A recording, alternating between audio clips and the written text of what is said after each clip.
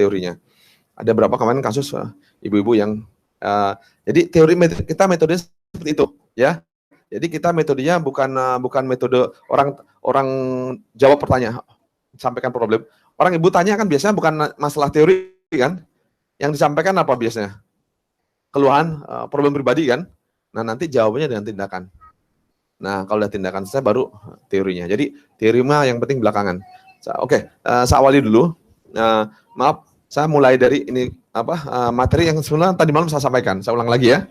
Untuk lebih jelasnya lagi, untuk lebih detailnya, bisa nanti dilihat saya udah banyak memberikan materi-materi di mana gimana? Atau saya harus geser. Ya. Nah, saya banyak ngisi materi di Westall, di Masjid Westall, jadi banyak hal-hal yang saya sampaikan. Nah, itu tidak hanya teori, tapi juga udah banyak yang saya lakukan di sana. Jadi ibu-ibu yang kena benjolan payudara, jadi kalau selama benjolan payudara itu bisa langsung seketika hilang, ya. Jadi bukan sesuatu yang rumit. Jadi getah bening yang nyumbat, nanti saat teorinya, kalau teori benar, pasti tindakan cepat. Benjolan di payudara, ya kan, terus di ketiak, tumor di otak, kelembaban, itu sama-sama saja, ya. Itu di leher, tiroid, itu benjolan itu cuma bisa hilang, walaupun dia di otak juga, ya. Kalau paham prinsipnya, jadi sama-sama saja dan itu bisa terapkan, bisa. Kalau benjolan payudara, biasanya setelah selesai terapi langsung suruh pegang aja. Nah itu langsung dicek, dia udah susah nyarinya, udah nggak ada, ya. Jadi benjolan payudara itu sesuatu yang sederhana sekali. Kalau teorinya berdasarkan Quran. Oke, saya ingin langsung saja sekarang supaya waktunya. Sekarang jam berapa? Jam 10 kurang 10. Jadi kira-kira jam 10:30 teori selesai ya. Oke. Apa? Oh, udah mau habis waktunya. Cepat sekali. Ya, biasa nanti kalau saya sih teori pendek nggak apa-apa. Yang ingin panjang-panjang bisa ibu-ibu waktunya, ya. Kalau saya sih seperempat juga nggak apa-apa. Tapi bisa molor suka sampai berapa jam. Karena udah tahu hasilnya kan. Oke, sebelumnya saya berbicara dulu secara simpel. Selama ini kita berbicara orang-orang sekolahan. Orang yang sekolah, biasanya kesalahan orang sekolah, mereka mengandalkan logika. Jadi ada kesombongan cara cara akal, inteligensi. Nah itu insya Allah kita luruskan dulu ya, supaya kita tahu. Di dalam Quran, sebenarnya logika itu dibagi menjadi berapa? Tiga jenis logika. 3 level logika. Saya sampaikan dulu ya. Nah, logika pertama adalah wahyu. Wahyu. Ya, ini logika yang paling tinggi. Logika yang kedua, sunatullah. Sunatullah. Ya, ini logika yang menengah. Logika yang paling bawah adalah logika manusia. Perhatikan. Logika wahyu, dia berdasarkan Quran dan Sunnah. Sifatnya absolut, pasti benar. Jangan diotak-atik. Ya, itu sebuah kesimpulan. Intinya sesuatu yang benar. Kalau Rasulullah mengatakan ini udah benar, Quran mengatakan ini udah benar. Jangan mencoba lebih pintar daripada logika wahyu. Apalagi kita memaksakan logika wahyu dipaskan dengan logika kita. Paham ya? Logika sunnatullah adalah logika alam. Bisa dipelajari. Sifat sunnatullah itu dari awal penciptaan sampai akhir zaman, dia akan sama, nggak akan berubah. Tidak ada perubahan dalam sunnatullah. Paham di sini ya? Sunnatullah. Saking dia pastinya, ini ilmu pasti muncul, sains muncul. Astronomi, matematika, fisika, kimia, biologi, ya, terus termodinamika, ya, terus aerodinamika, hidrodinamika, semua berjalan pasti.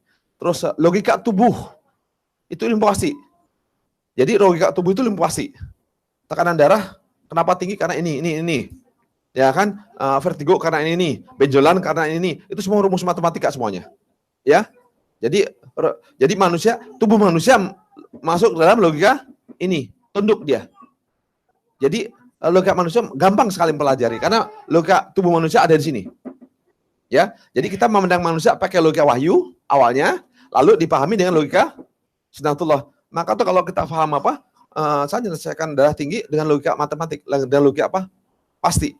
Ilmu fisika terapkan, termodinamika terapkan, ya kan? Hemodinamika terapkan, hidrolik terapkan. Jadi kita paham. Karena ilmu-ilmu sunnatullah bisa dipelajari. Jadi darah tinggi bisa selesai semuanya. Nah, orang jantung, nanti malam di Westall saya akan berbicara masalah jantung. Semua jantung, bahwa jantung itu bisa selesaikan dengan cepat. Jantung bocor pada bayi, pada dinding, itu bisa selesaikan dengan cepat. Ya, seketika. Terus pembengkakan jantung, penyebabnya apa? Terus misalnya dinding klep bocor pada jantung, bagaimana solusinya? Terus tadi Pak Novan misalnya, ritme jantung, kenapa sebabnya bisa selesaikan dengan cepat? Terus apalagi pembengkakan jantung, jantung koroner, apalagi lebih mudah ya. Jadi nanti bisa, karena mereka memiliki sifat sunatullah. Ya, nah untuk menyelesaikan manusia itu harus dengan logika ini dan ini. Saya terangkan lagi kepada manusia. Logika manusia ini yang paling susah. Karena dia ada apa? Ada hawa nafsu. Jadi kalau mandang manusia jangan pakai logika manusia yang punya kepentingan. Ya, maka tuh kalau ada penyakit jangan pakai logika farmasi karena mereka punya kepentingan. Sakit apapun juga solusinya apa? Obat mereka. Nah itu hati-hati dengan definisi yang orang untung terus. Jadi jangan pernah ikuti orang yang diuntungkan. Kondisi apapun dia untung. Nah itu hati-hati. Berarti dia ada keinginan tertentu. Nah itu definisi itu tidak bisa diberikan. Ini paham ya? Jadi kita nanti akan berbicara di sini. Logika wahyu. Sekarang kalau kedokteran sekarang logika mana? Logika manusia. Sunatullah pun jarang dipakai. Ya, sunatullah jarang dipakai. Jadi pakai logika manusia. Sedangkan nanti kita akan bermain ini dan ini. Ini menjadi tidak penting. Kalau ini berlawanan dengan sunatullah berarti ini salah. Kalau ini berlawanan dengan wahyu, apalagi, ya? Paham di sini sepakat? Kita bicara nanti kalau ada teori, kan menurut teori siapa? Menurut teori mana? Dokter. Kalau berlawanan dengan sunatullah udah lupain aja, ya? Paham di sini ya? Oke. Nah, nanti saya akan coba lagi. Ini paham? Nah, sekarang saya akan berbicara yang berikutnya lagi. Logika sepakat ya? Kita pakai logika. Jadi jangan diskusi ini. Nanti kalau ada dua teori yang berbeda, sambil contoh misalnya, kalau apa? Saya kasih contoh logika wahyu dan logika manusia. Asma penyebabnya organ apa yang bermasalah? Apa? Sepakat nggak seluruh dunia paru-paru? Sepakat semuanya? Seluruh dunia sepakat organ penyebabnya paru-paru. Sepakat seluruh dunia, betul ya? Sepakat. Nah, pertanyaan, sepakat dalam kebenaran atau kesalahan? Nah ini, ya, oke kita bahas. Kalau dalam Quran, permasalahan pernapasan, masalah di mana? Orang masalah disempitkan, sesak napas. Yang bahasanya pakai apa? Robi, Srohli, Todri. Kalau sempit, di apa? Disempitkan dadanya, ya. Jadi Quran memakai logika rongga dada, bukan paru-paru. Paham ya? Nah maka itu kenapa paru-paru nggak bisa selesai? Karena logikanya asma nggak bisa selesai karena pakai logika apa? Manusia, paru-paru. Sepakat seluruh dunia, tapi sepakat dalam kesalahan. Wahyu mengatakan apa? Rongga dada. Maka itu alhamdulillah semenjak saya memahami ini, orang-orang paru-paru dari 20 orang, 19 orang bisa berhenti dari puff, bisa berhenti. Ya, bisa itu bisa berhenti dan nggak perlu pakai lagi. Karena yang diselesaikan adalah apa? Rongga dada. Rongga dada logika wahyu. Logika manusia paru-paru. Maka tuh ini kalau ada berbenturan salah. Nanti tinggal dibuktikan di lapangan ya. Oke, kalau ada yang paru-paru, ada yang sesak napas, sesak pendek segala macam kita selesaikan. Oke. Nah, ini paham ya? Nah, sekarang satu lagi. Ini kita dalam hadis kita dari hadis beranjak, nah dari sana kita membangun pola berpikir. Jadi hadis terangkan dengan logika sunatullah. Ya, jangan pakai logika ini. Oke, sekarang satu lagi. Saya mau bercerita, paham kan apa itu sebuah proses? Ya, kalau kita berproses adalah ini ada apa? Ada sistem. Ini ada apa nih? Input. Ini ada out. Oke. Kita paham ya? Kalau sebuah sistem ada yang masuk, ada yang dimasukkan, ada yang dikeluarkan. Nah, kalau manusia, ini tubuh manusia. Tubuh manusia sebuah sistem. Jadi perhatikan di sini bahwa apa? Di dalam tubuh manusia ada yang dimasukkan, ada yang dikeluarkan. Yang dimasukkan di manusia apa saja? Makanan, udara, air, apalagi? Coba 4 elemen Avatar apa aja? Yang suka nonton film Avatar. Api, apalagi? Tanah, air, bumi. Ya, paham kan ya? Oke. Udah pada apal semua kalau Avatar, ya. Nah, jadi air jelas. Udara, oksigen. Ya, tanah. Kalau tanah itu dari hewan dan tanaman, daging dan sayur. Terus api dari apa? Cahaya matahari. Ya, ini input untuk manusia. Outputnya manusia apa? Ada dua, apa? Energi dan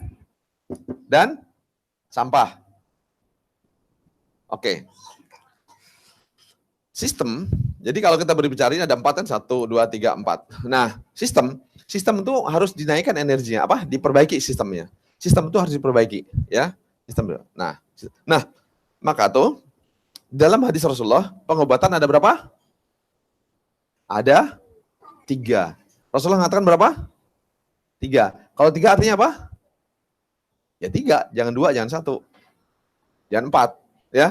3, ya. Nah, jadi pengobatan, sistem pengobatan, basis pengobatan ada berapa? Ada 3. Ada yang dimasukkan, ada yang dikeluarkan, sistem dinaikkan kekuatannya. Ya, jadi sistem harus dikuatkan, bukan dilemahkan. Paham ya di sini ya? Nah, maka tuh Rasulullah mengatakan pengobatan tuh apa yang sebaik-baiknya dimasukkan? Maka tuh Rasulullah nggak cerita detail. Apa yang sebaik-baiknya dimasukkan? Madu. Sampah harus diapakan? Dikeluarkan. Sebaik-baiknya mengeluarkan sampah apa? Ini udah pada hadis, 3 hadis tuh. Madu, bekam, apal nggak hadis tuh? Wah, nih, jadi madu ini apa? Bekam. Ini apa? Kai. Perhatikan. Madu itu sebaik-baiknya input. Bekam sebaik-baiknya output. Bukan satu-satunya. Paham ya? Bekam satu. Terus al-kai, kayak itu besi panas. Besi panas, membara, ditempelkan ke anggota tubuh. Jadi intinya jangan bicara kainya. Jadi kai itu intinya memasukkan kalor ke dalam tubuh. Apa? Memasukkan kalor ke dalam tubuh. Memasukkan energi panas ke dalam tubuh. Ya, tujuan kai itu memasukkan energi. Yang sebaik-baiknya banyak metodenya. Memasukkan panas ke dalam tubuh banyak metodenya. Salah satu apa? Kai. Yang paling ekstrim, yang paling ultimate. Jadi kai. Madu itu yang sebagai masukan, bekam. Nah, akhirnya kalau kita berbicara sampah, ini pengeluaran sampah, kita berbicara namanya detoksifikasi. Jadi detoksifikasi konsepnya di mana? Kalau berbicara dalam konsep apa? Pengeluaran sampah. Paham ya? Jadi kalau detoksifikasi, kalau dalam hadis, bekam adalah sebaik-baiknya pengobatan. Dalam konteks apa? Dalam konteks keluar. Jangan dibalik ya. Dalam konteks keluar, bekam adalah sebaik-baiknya. Bukan satu-satunya. Ya. Input sebaik-baiknya adalah madu. Apakah satu-satunya? Enggak, ada yang lain. Nah, mengupgrade energi, oke, yang paling ekstrim adalah ini. Tapi masih ada yang lain-lain. Udah paham di sini ya? Oke, jadi pengobatan tuh harus ada 3-3-nya. Jadi tidak boleh apa masuk. Nah, kali ini saya tidak berbicara ini. Saya berbicara sistem, ya. Karena waktu singkat, saya hanya berbicara sistem saja. Oke. Paham ini saya hapus ya. Nah, saya kasih contoh sekarang. Ini sambil contoh. Ada seorang orang tua punya anak 5. Ya. Kalau udah besar-besar dewasa katanya. Nah, mereka makanan sama enggak? Sama. Minumnya sama, semua sama. Kebiasaan sama, ya. Tapi ada satu anak. Makannya sama, ingat ya. Satu anak kekurangan vitamin D, kekurangan zat besi, kekurangan vitamin B, kekurangan magnesium. Padahal makanan inputnya sama. Tapi dia kekurangan segala macam. Berarti yang masalah mana? Dari mana? Hah? Dari mana ini kan ini lihat. Input, sistem yang salah. Paham ya di sini ya? Jadi kalau ada orang, ya, makanan sama, ya, tapi kok darahnya berbeda, kurang darah. Nah, berarti yang masalah di mana? Sistemnya. Jadi solusinya apa? Apa? Perbaiki sistemnya, bukan dikasih input. Kesalahan kita selama ini apa? Kalau kurang besi dikasih apa? Zat besi. Terus kurang apa? Kurang vitamin D, ngambil suplemen. Kurang ini, ngambil ini. Masalah di sini, bukan di sini. Oh, makannya sama. Ya. Jadi kesalahan utama paling banyak kita jarang berpikir mengenai sistem. Ini perhatikan Bu ya. Nih, jadi kita berbicara apa namanya? Di sini. Jadi kalau kurang ini solusinya, kalau kita berpikir ini kasihnya suplemen terus. Padahal masalah bukan itu, masalahnya apa yang dimakan tubuh tidak bisa mencerna. Udara yang masuk tidak bisa diserap. Ya. Nah, jadi yang kerusakan di mana? Di sistem. Paham di sini ya? Jadi nanti kita akan fokus kepada sistem. Nah, kalau berbicara sistem manusia, kita pakai logika mana? Kalau kita berbicara manusia, mau pakai logika yang mana? Yang mana kita? Yang wahyu paling aman. Ya. Nah, jadi kalau bicara wahyu, kita berbicara bagaimana sih Allah bercerita mengenai manusia? Ya. Kalau Allah berbicara segitu, ya udah segitu aja. Nah, ini penting dalam hal ini, saya hapus ya. Ini masalah, ini dulu pemahaman dasar nih, harus sehingga nanti ini harus pahami nanti. Siapa nanti kalau saya terangkan ini kok sederhana banget. Nanti ibu lebih kaget lagi kalau ngeliat prakteknya. Ya. Teori kok gampang banget, sederhana banget. Pas lihat penanganan jauh lebih sederhana lagi. Ya. Jadi untuk sementara terima aja dulu ya. Sambil contoh ini.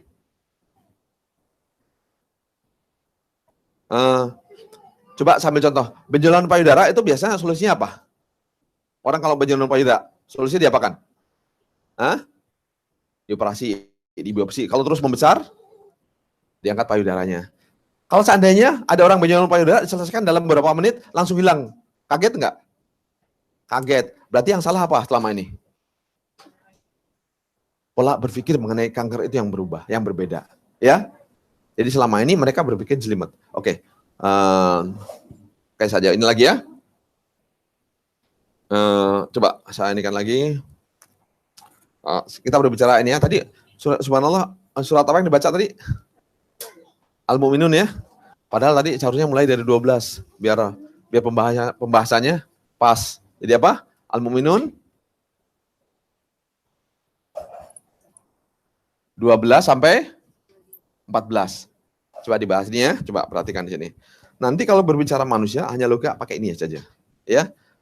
Nanti oke. Coba perhatikan. Udah pada baca? Ibu boleh? Nah. Oke, saya terangkan ya. Dikit. Ini coba ya. Kita mencoba. Jadi gini. Ini kenapa saya cantumkan ini? Jadi nanti gini. Penting di sini ya. Kalau seandainya Quran berbicara sesuatu yang berlawanan dengan apa yang kita pelajari sekarang, berarti yang salah siapa? Yang kita pelajari. Lupakan sebentar. Kepala kita nanti format apa kata Quran. Format aja, masukkan. Yang berlawanan buang dulu dan terapkan yang apa kata Quran, terapkan. Tempelkan aja, format. Jadi sibghah. Kepala kita disibghah dengan apa yang Allah katakan. Diformat ulang. Ya. Format ulang. Apa yang kita pahami, lupakan dulu. Karena yang kita pahami nggak ada solusinya. Berarti kita format dengan logika wahyu ya. Oke. Allah ciptakan manusia daripada saripati tanah. Ya, daripada saripati tanah. Terus kedua, nutfah. Nutfah nempelnya kemana? Ke fi korori makin, dinding rahim yang kokoh. Nah, ini penting. Maka untuk wanita, ya. Untuk wanita, kenapa tidak susah punya anak? Ya. Susah punya anak, terus apalagi? Terus kalau udah hamil pun keguguran. Ya, jadi ada 2 kasus nih ya. Nah, Quran disebutkan fi korori makin, dinding rahim yang kokoh. Ya. Jadi untuk wanita dinding rahim itu harus kokoh. Dinding nempel ke mana? Rahim nempel ke pinggul. Nempel ke tulang ekor, nempel ke tulang belakang. Nah, itu yang harus stabil semuanya. Jadi kalau seandainya rahim turun, dingin, dia walaupun bisa hamil tapi keguguran. Atau tidak terjadi sama sekali. Kalau wanita tergantung pada dinding rahim yang kokoh. Kalau laki-laki, apa penyebab laki-laki sperma tidak subur atau kekurangan selnya? Apa penyebabnya? Kalau surat At-Tariq, faliyanduril insanu mimma khuliqa mima'in dafiq yakhruju min baini sulbi wa tara'ib. Jadi sperma itu diproduksi di mana? Di antara tulang sulbi dan tulang taraib, tulang ekor.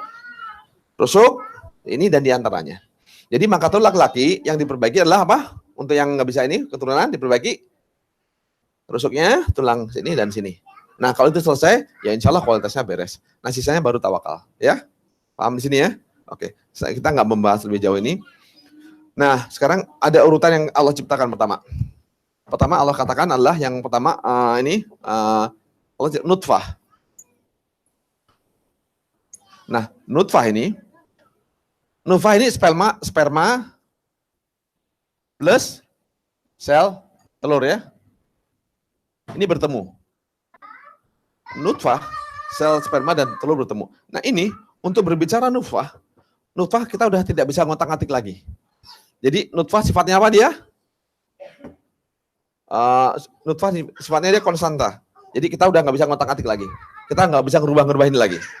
Ini sifatnya konstan, ya. Nah sekarang saya mulai berikutnya lagi. Lalu Allah ciptakan di sini alaqah. Alaqah adalah darah, ya, darah. Jadi sistem di manusia adalah sistem darah.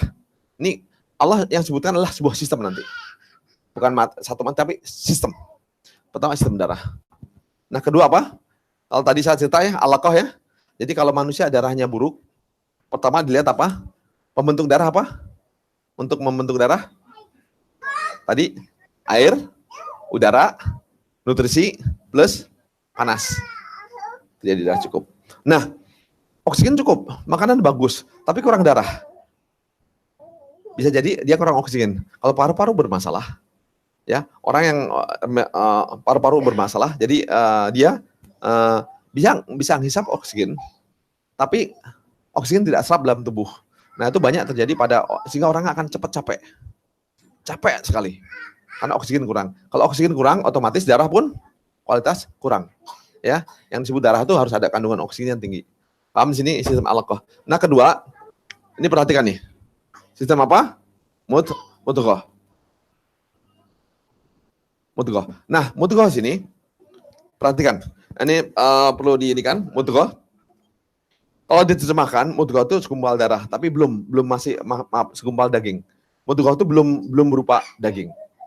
Kalau ingat telur kalau dirami, kalau ilmu embriologi ya, telur dirami, yang terjadi itu bukan ini loh, yang terjadi dia akan muncul apa? Kayak pembuluh darah. Kalau lihat di telur itu nanti ada sesuatu yang kecil yang kayak pompa, nanti cikal bakal jantung, terus ada pembuluh darahnya besar, terus kapiler. Jadi pembuluh darah dibagi menjadi 3. Pada persisnya apa ada? Maaf ada aneh. Ini sapu saya udah paham ya nih ya.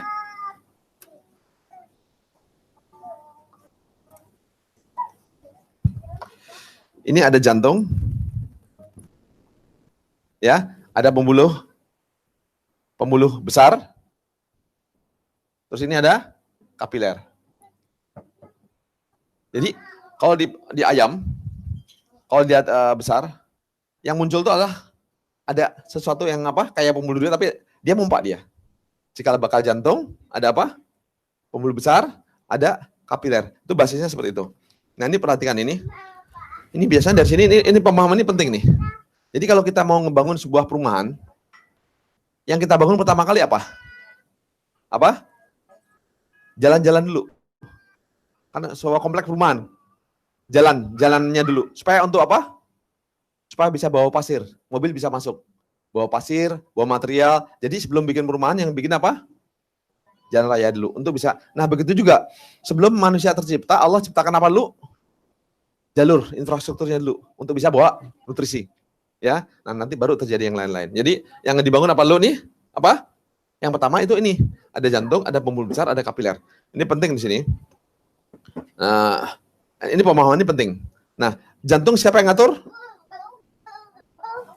Perhatikan. Ini Ibu sabar dikit. Siapa nanti kalau udah praktek lebih sederhana. Kalau sulit, ini terima dulu. Nanti kalau udah pas praktek nanti baru ngeh. Oh iya, sesederhana itu. Kalau kita paham ini, kita bisa menyelesaikan epilepsi. Kita bisa menyelesaikan darah tinggi. Paham ya? Hanya paham ini saja. Ini penting. Nanti penerangan epilepsi dari ini. Semua jenis darah tinggi dari sini. Ya, penyakit-penyakit bisa selesaikan dari sini. Oke? Paham? Perhatikan. Jantung siapa yang ngatur? Nah, bisa nggak kita ngatur jantung, detak jantung? Nggak bisa. Ya, jadi yang jantung itu sifatnya otomatis ya. Sifatnya dia otomatis. Pembuluh besar siapa yang ngatur? Apa? Otot. Ya, ini otomatis ya, otomatis. Kapiler siapa yang ngatur? Saraf. Perhatikan ini mohon dengan sangat. Coba diperhatikan, siapa nanti dengan ini Ibu tahu kenapa amandel selesainya cepat. Ya, kenapa sinus itu cepat selesai? Kenapa glukoma bisa cepat selesai? Sekejap. Paham ya? Jadi kalau paham ini, terutama sini, kalau ada orang yang amandel bisa langsung kempes seketika. Yang punya sinus langsung bisa kebuka seketika. Yang punya glukoma bisa tekanan bisa normal seketika. Dengan pemahaman ini. Paham ya? Jadi kalau saya nulis ini, semua udah kesimpulan semuanya. Ya. Jadi jangan dianggap ringan karena ini sebuah, nanti pas lihat lapangan semua sederhana sekali. Jadi ini pemahaman. Kapiler siapa yang ngatur? Saraf. Ya. Kalau seandainya saraf kejepit, kapiler itu tidak bisa sirkulasi. Terhambat sirkulasinya. Dia akan bengkak. Ya. Jadi kalau hidung sinus membengkak, berarti yang kejepit apa? Saraf di belakang. Kalau wajah saraf kejepit, kapiler nggak ngalir. Tahu bel pasi? Lumpuh wajah? Berarti masalah di mana? Saraf wajah. Mata tekanan tinggi, yang kejepit mana? Saraf mata di belakang sini. Mata nggak kuat kena cahaya, yang apa? Yang kena apa? Saraf mata, bukan di mata. Maka itu kenapa glukoma banyak terjadi kebutaan? Penyebab utama glukoma karena kebutaan karena apa? Glukoma. Pertama, glukomanya nggak tahu solusinya. Glukoma itu bukan di mata masalahnya. Memang mata tekanan tinggi, tapi penyebabnya dari saraf mata. Nah, maka itu kenapa glukoma buta? Karena kalau tekanan tinggi, sakit luar biasa.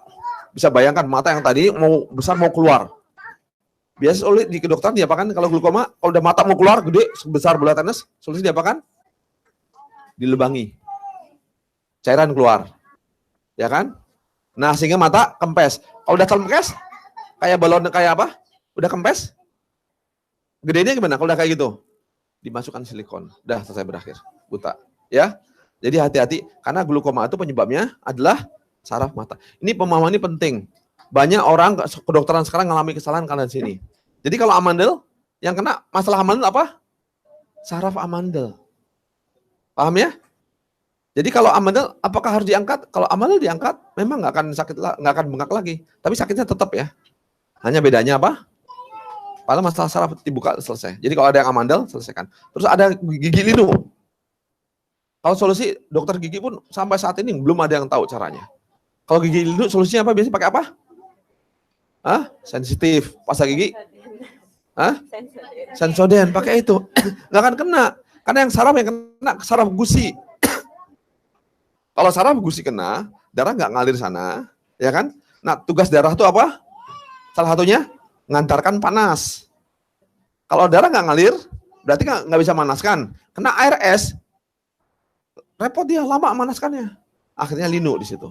Kapan linu hilang? Setelah darah udah bisa apa? Jadi nyumbat itu bukan total ya. Nah, oke. Paham di sini saraf ya? Nah, ini otot. Pembuluh darah yang besar yang siapa yang ngatur? Otot. Ini penting di sini. Nanti teori epilepsi bisa terangkan dari sini. Hanya 3 ini sederhana, ya. Pembuluh darah besar. Jadi untuk darah bisa sirkulasi itu jantung mompa, otot bekerja, saraf normal. Paham ya? 3. Ya. Nah, jadi otot yang normal itu otot yang normal dia tidak kenceng, tidak kendor. Ya, normal. Jadi kuat itu artinya apa? Kuat itu orang nggak terlalu kendor, juga tidak terlalu kencang. Dia sama ada tegangan, tapi bisa lentur, tapi bisa juga dengan full power. Jadi bisa lentur, kelenturan, kok bisa kelenturan dan kekuatan. Nah, maka itu kalau dalam bela diri itu di kungfu, di tai chi yang Jet Li itu kan, itu kombinasi antara kelenturan dan kekuatan. Beda dengan yang lain-lain ya. Nah, di situ. Oke. Jadi bisa bayangkan. Sekarang sambil contoh ya. Saya kasih contoh, saya nggak membahas panjang, yang penting ini hafal ya. Nah, untuk sebenarnya saya cukupkan sekian dulu ya. Nanti kalau udah kasus baru saya bicarakan di sini ya.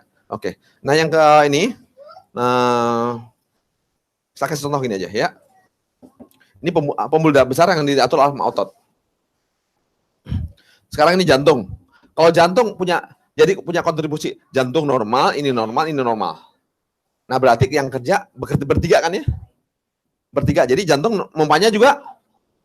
Kalau ini normal, ya jantung juga normal. Tapi jantung pembuluh darah kekencengan. Kalau pembuluh darah kenceng, dia nggak bisa apa? Nggak bisa mompa. Ini normal, ini kencang. Berarti ini harus nampaknya gimana? Keras. Jadi naik, tekanan darah tinggi, ya. Karena ini kekencengan. Kalau kencang, dia nggak bisa apa? Nggak bisa memberikan kontribusi. Jadi ini jadi naik. Sekarang ini kembali lagi. Ini pembuluh darah kapilernya semuanya kencang tulang belakangnya. Jadi kapilernya keganggu, nggak lancar semuanya. Berarti ini akan naik lagi. Terus pembuluh darah besar. Ototnya kekendoran. Kalau kendoran berarti kan kendor sekali, nggak ada ototnya. Otot nggak bisa memberikan kontribusi. Hampir nggak bisa memberikan kontribusi. Apa yang terjadi? Jantung apa? Ini tidak memberikan kontribusi. Lemah, nggak bisa mompa. Kalau yang tadi mompa keberatan, darah nggak ngalir. Ini kalau kendor, dia nggak bisa memberikan kontribusi juga. Jadi yang berat siapa? Jantung berat lagi. Jadi kekendoran, kekencengan, jantung bisa tekanan tinggi. Yang bagus adalah kuat dan lentur, baru normal. Paham ya? Oke. Saya stopkan sekian, saya khawatir panjang nanti. Ini yang lain belum ini. Nah, yang ketiga apa? Izoman. Nah, izoman, pakai bahasa Indonesia ya. Nah, izoman di sini Allah gambarkan tulang belakang, ya, tulang belakang. Yang disebut tulang belakang dari mana ke mana? Dari mana? Dari tulang leher sampai tulang ekor. Tapi Quran nggak berbicara gitu. Allah ciptakan itu dari kepala sampai tulang ekor. Paham ya? Nah, yang diciptakan yang mana dulu? Kepala dulu atau tulang ekor dulu? Nah, Allah ciptakan tuh gini. Ini kayak apa kan? Kail kan? Nah, ini ke sini. Nah, kayak gini. Apa namanya? Ini tulang ekor dulu. Kepala tuh hanya kecil. Embrio itu kayak gitu. Kepala kecil, tulang ekor yang sempurna duluan.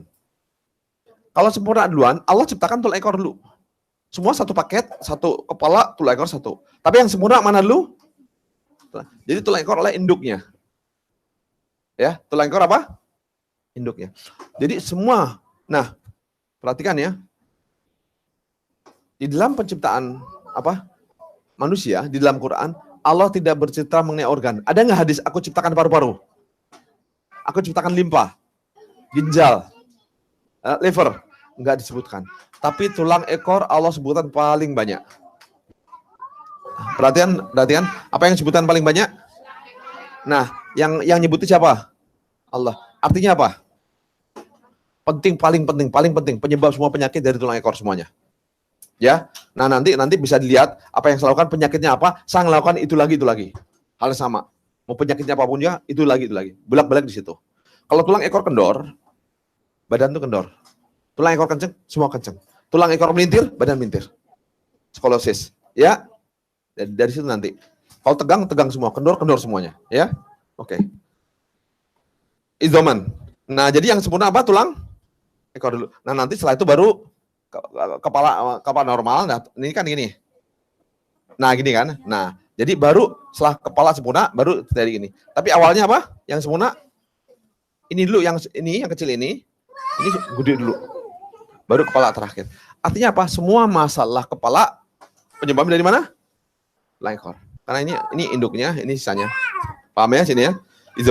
Izoman ini berbicara saraf. Ini berbicara apa? Saya akan bahas ini, penting. Tulang belakang, Allah ciptakan tulang belakang ada fungsi. Ya, perhatikan tulang belakang. Tulang belakang itu, yang disebut tulang belakang itu lentur. Jadi dia bisa apa? Dia sifatnya bisa lentur. Bisa ke kanan dan lentur, bisa ke semua gerak. Bahkan bisa maju mundur. Maka tuh masalah tulang belakang, ajari anak kamu apa? 3 hal. Apa? Berenang, berkuda, memanah. Perhatikan. Memanah tuh yang terbuka apa? Rongga dada. Ke bawah. Nah, sekarang pertanyaan, kenapa orang yang saat ini, orang memanah banyak yang sakit belikatnya? Kan sunnah. Kenapa belikatnya jadi sakit? Sebabnya kenapa? Mereka kerjakan sunnah, tapi jadi penyakitan, muncul penyakit baru. semuanya orang memanah sakit di belikat kanan. Coba kenapa? Kan sunnah, kok malah jadi penyakitan? Kalau di alam, orang berperang, memanah itu bukan gini saja. Tapi kalau sana boleh, yang arahnya. Tapi yang kanan gimana? Masa harus gini dulu? Jadi gimana yang sebelah sana? Harus gini. Jadi mana tuh harus apa? Kanan kiri, ya, ke atas, ke bawah, ke belakang. Harus gini. Jadi masa mana kalau gini harus gini dulu. Nah, sana harus gini lagi. Udah keburu kepanah duluan. Ya, paham ya? Jadi kita belajarnya salah. Ya, memanah harus kanan dan kiri. Baru penyakit itu seimbang, nggak akan kena. Paham ya? Memanah. Terus apa lagi? Berenang. Berenang, coba perhatikan, berenang itu adalah olahraga. Orang berenang, ototnya tuh nggak akan kayak orang bodybuilder. Fitness nggak akan kayak gitu. Orang berenang itu tubuhnya apa? Panjang, terus ototnya otot kecil yang berkembang. Berenang kan seimbang nggak? Kanan kiri. Ada nggak berenang tuh, saya hanya mau kanan aja. Ya udah muter-muter aja terus. Kaki hanya gini aja terus. Jadi muter-muter. Jadi berenang harus gimana? Kanan kiri seimbang. Memanah juga harus seimbang. Paham di sini ya? Nah, nanti apapun olahraga apa yang tidak seimbang, dia akan muncul penyakit. Ya? Maka tuh Rasulullah bilang berkuda, memanah, berenang. Kalau bela diri bergulat. Misalnya ya. Nah, oke, saya terangkan lagi. Jadi kalau berenang itu yang berkembang itu otot-otot kecilnya. Otot mikro kecil. Jadi otot mikro itu dia kalau Tai Chi, orang Tai Chi itu nggak ada badannya kekar. Gede itu nggak ada. Dia yang ototnya kayak otot perenang. Ya, dia ototnya kuat dan lentur. Bedain ya, kuat dan lentur. Jadi dia bisa, kalau kemarin dibaca ke bawah apa, saya tunjukkan. Kalau tenaga, contoh pakai tenaga yang apa? Tenaga yang ini sama tenaga tulang belakang. Kalau dengan ini kita nggak bisa dorong orang. Orang berdiri nggak bisa. Tapi kalau kita pakai tulang belakang, kita bisa dorong orang sampai 5 meter. Ya, walaupun gede, 1 kilo juga bisa kita dorong dengan tulang belakang. Orang bermain pedang bukan sini. Kalau lihat para sahabat, pedang-pedang para sahabat, itu kalau di apa? Di mana? Dia besar sekali. Nah, itu ngangkatnya itu dengan tulang belakang. Pedang itu bukan gini mainnya. Tapi apa? Nah, pedang itu mainnya selalu apa? Dengan tulang belakang bermain semua, dari kaki juga. Nah, dari kaki, ujung kaki, semua bermain semuanya. Satu gerak. Ya, tulang belakang. Nah, apa bedanya orang fitness? Orang fitness itu yang bekerja itu hanya tulang apa? Oh, berenang itu tulang belakang kena juga. Fitness hanya tulang samping saja. Ya, tulang samping, maka tuh ototnya gede-gede. Tulang samping jadi otot besar, memang kuat ya. Bisa ngangkat itu, tapi jadi kaku. Nah, di dalam alam nggak ada orang yang ada nggak dalam berperang gerakannya gini? Nggak ada kan ya? Ada nggak? Yuk kita berperang. Dia kuat gini kan? Nggak ada. Ya kan? Apalagi hanya yang kuatnya apa? Ngangkat barang. Ayo, sakut angkat. Ya nggak ada, tetapnya kenapa yang ketebas, ya. Jadi gerakan itu bukan gerakan natural. Maka tuh dalam pengalaman saya yang saya lihat, orang fitness banyak yang saraf kejepit. Ya, karena mereka lakukan dan salah. Ya, oke. Nah, saya terangkan lagi. Yang terakhir apa? Berkuda. Coba, berkuda. Kuda besar nggak? Kita naik kuda kan gini kan? Kaki kebuka. Nah, kaki jepit. Paha jepit gini kan? Nah, berkuda. Kuda itu kalau dia pelan jalannya apa? Ya, kalau berlari dia? Ya, kalau larinya cepat, gini. Ya, kalau samping dia pinggul otomatis ngikut dia. Kalau berkuda nggak mungkin berkuda tuh gini. Berkuda gimana kalau kuda? Dia tetap otomatis dia tulang belakang apa? Ngikut untuk seimbang. Kalau maju ke depan, dia akan sama. Dia akan seimbang. Kalau campuran, bolak-balik, kanan kiri, dia loncatin segala macam. Nah, kan ya udah dia ikut kanan kiri ikut semuanya. Jadi semua jadi apa? Gerak. Maka itu dalam peperangan kuda santai nggak? Lari lah, loncat sana kiri. Nah, sambil megang pedang. Nah, maka itu orang zaman dulu orang nggak mungkin saraf kejepit lah, uang tulang belakang digerak ini semuanya, nggak ada. Karena lentur mereka. Kekuatan luar biasa. Ya, paham ya? Nah, berkuda. Nah, sekarang sambil contoh nih. Perhatikan. Bagaimana caranya meluruskan tulang belakang pada anak-anak? Perhatikan. Bagaimana caranya meluruskan tulang belakang pada anak-anak? Memperkuat tulang belakang. Diapakan? Pada bayi. Ibu-ibu penting nih, perhatikan. Bagaimana cara memperkuat tulang belakang? Karena ini banyak generasi paling awal, itu sakit-sakitan semuanya. Berpenyakit, gampang sekali sakitnya. Jadi kalau orang tua bermasalah saraf kejepit, usia 70 tahun, anak itu 50 tahun kena. Anaknya yang laku cucunya, kalau kakek 70 tahun kena saraf kejepit misalnya, lemah, anak itu 50 tahun. Cucunya 30 tahun udah kena. Kadang udah kecil udah bermasalah. Ya, udah rematik, udah migrain, udah macam-macam penyakitan. Betul nggak? Anak-anak sekarang banyak penyakitan. Ya, karena lebih lemah. Nah, pertama salah satu penyebabnya adalah kalau anak kecil dulu diapain kalau masih kecil? Dibedong. Dibedong itu fitrah ya. Perhatikan. Kalau kita mati diapain? Dibedong. Kalau kita mati apa? Dibedong. Ingat ya? Nah, bedong itu di tulang belakang. Jadi, kalau sekarang, zaman sekarang para dokter nganjurkan nggak dibedong?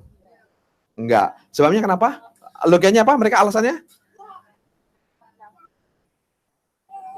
Tangan tidak bisa bergerak, kaki tidak bisa bergerak. Karena mereka yang disebut tulang adalah samping saja. Padahal tulang ada dua, tulang tengah sama tulang samping. Ya, kalau dibedong, kalau anak dibedong, kalau gatal ingin gerak gimana caranya mereka? Kalau dibedong bisa gerak nggak? Bisa nggak? Ular punya tangan kaki nggak? Ular punya rusuk? Punya pinggul? Nggak punya apa-apa kan? Punya apa? Bisa lari cepat nggak? Nah, berarti salah di situ kita, ya. Kekuatan utama itu tulang belakang, bukan tulang tangan. Ya. Ular sama manusia lebih lari lebih cepat mana? Ular bisa cepat, lincah. Yang pakai apa? Tulang belakang. Jadi tulang belakang itu jangan selama ini kita nganggap remeh tulang belakang. Jadi kalau bayi tulang belakang dia akan bisa gerak. Gatal gerak. Yang gerak apa? Tulang belakang. Kalau gatal garuk sendiri. Jadi yang kuat apa? Otot mana? Otot tulang belakang. Lebih kuat. Nah ini penting nanti. Maka tuh kalau tulang belakang kuat nggak mungkin kena kanker. Ya. Nanti saya terangkan logikanya apa. Ya. Paham? Tulang belakang lentur. Satu lagi. Ini paham ya? Nah saya mau nerangkan lagi mengenai ini. Getah bening. Perhatikan, kalau cara bicara getah bening artinya berhubungan dengan kanker, benjolan. Ya, ini pahami getah bening. Jadi darah yang atur siapa nih? Ini darah nih. Sistem darah ya apa? Jantung, pembuluh darah besar, pembuluh kecil. Nah, jadi kalau saraf kejepit, dia kapiler berhenti. Ingat ya, stagnan darah disebabkan oleh di kapiler disebabkan oleh apa? Saraf ya.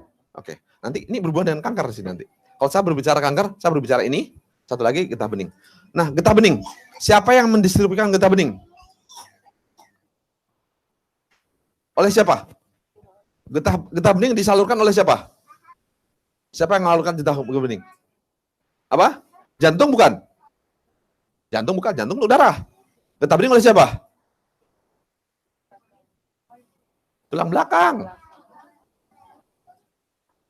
Lihat, perhatikan. Perhatikan ya. Jadi getah bening itu dialirkan oleh tulang belakang yang lentur. Kuat dan lentur. Bukan kendor, bukan kencang. Bedakan ya. Kaku itu penyakit. Kendor itu penyakit yang betul kuat dan lentur. Hasil orang berenang, berkuda, memanah itu kuat dan lentur. Paham ya di sini? Nah, jadi dipompa, getah beningnya dipompa kalau tahu mobil ada shock breaker kan ya. Kalau mobil nyaman, empuk kan ya. Tapi kalau mobilnya angkot, kenceng kan? Kepala kayak dikocok. Itu getah bening nggak ngalir tuh. Ya, oke. Jadi tulang belakang itu kayak shock breaker. Jadi dia bisa apa? Kalau kena dia bisa naik. Kalau dia ke bawah dia bisa naik lagi. Jatuh dia bisa dorong ke atas. Ke bawah bisa naik. Nah tulang belakang tuh jadi sifatnya apa? Dia lentur. Kalau lentur bisa kemana? Kanan kiri getah bening lancar semuanya. Tapi kalau ada orang ini, gimana kabarnya Pak? Udah itu getah bening berhenti semuanya. Di tubuh pun benjolan tuh. Ya, banyak benjolannya. Jadi kalau, sakit, kencang sini, udah benjolan banyak. Tinggal milih. Yang paling banyak pasti di tulang belakang dulu. Jadi benjolan paling banyak pasti awal di mana? Di tulang belakang. Nah silakan setelah itu mau buka cabang di mana? Mau buka cabang di payudara, di ketiak, di sini atau di otak, ya bisa di mana aja. Tapi yang pertama muncul di mana yang paling banyak? Tulang belakang. Paham di sini ya? Jadi benjolan payudara nyelesaikan bukan di payudaranya, tadi mana? Di mana? Induknya. Maka nanti kalau ada benjolan payudara, tulang belakang selesaikan, semua rusuk selesaikan, dia ngalir semuanya. Kalau tengahnya hilang, yang lain anak cabang hilang semuanya. Jadi fokusnya pada pusat. Jadi payudara itu hanya cabang saja, anak cabang, filial. Ini filial saja. Di sini filial juga. Di otak juga sama, filial saja. Di paru-paru juga sama. Kanker paru-paru, kanker prostat itu semua seperti itu. Ya, oke. Jadi maka itu nanti orang yang benjolan yang seperbaiki apa? Tulang belakangnya. Tulang belakang induknya siapa? Tulang ekor. Ya nanti saya fokusnya pada tulang ekor. Nanti lihat penyakit apapun juga saya fokus. Nanti gerakan kok gitu lagi. Ya. Oke. Nah yang terakhir ya. Jadi getah bening oleh apa tadi? Oke. Perhatikan. Getah bening itu, perhatikan ya. Saya masuk yang keempat dulu ya, biar agak jelas nih. Ada yang keempat nih. Ini yang keempat penting. Ini yang keempat, ini coba perhatikan oleh Bapak Ibu, perhatikan. Ini penting sekali. Karena di kedokteran barat tidak dibahas sama sekali. Ya, dianggap tidak ada. Maka itu banyak penyakit tidak selesai. Padahal kalau kita paham ini, banyak penyakit selesai dengan sederhana sekali, cepat. Akan kaget Ibu nanti. Kok iya ya, kok bisa ya? Ya. Oke, ini perhatikan ya. Ya. Maaf saya tulis bahasa Latinnya. Ini setelah ini pas izoman, Allah sebutkan fakasaunal izoman. Ini satu kata ya. Lahman. Jadi ini aku bungkus tulang rangka dengan daging. Perhatikan ya. Aku bungkus tulang rangka dengan daging. Itu satu pemahaman, satu pengertian. Jangan dipotong. Paham?